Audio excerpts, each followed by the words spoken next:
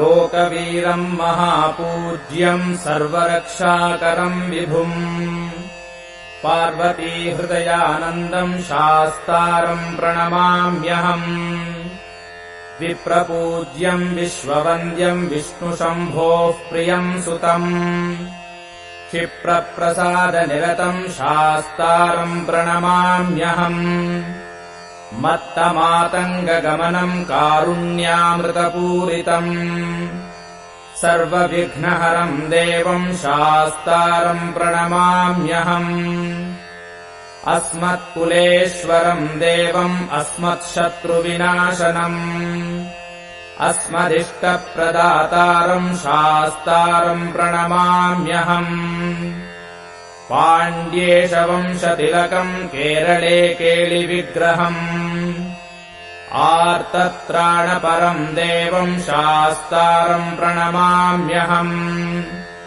भूतनाथ सदानन्द सर्वभूतदयापर रक्ष रक्ष महाबाहो शास्त्रे तुभ्यम् नमो नमः अन्यथा शरणम् नास्ति त्वमेव शरणम् मम तस्मात् कारुण्यभावेन रक्ष माम् शबरीश्वर करचरणकृतम् वा कायजम् कर्मजम् वा श्रवणनयनजम् वा मानसम् वा अपराधम् विहितम् अविहितम् वा सर्वमेतत्क्षमस्व जय जय करुणाब्धे हे धर्मशास्त्र नमस्ते।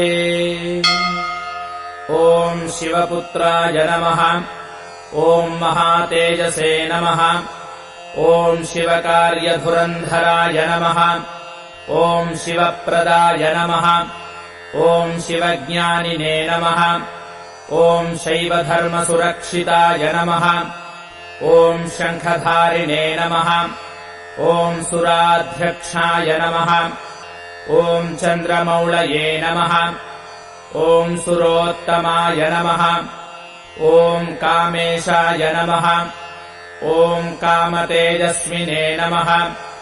ॐ कामादिफलसंयुताय नमः। ॐ कल्याणाय नमः। ॐ कोमलाङ्गाय नमः।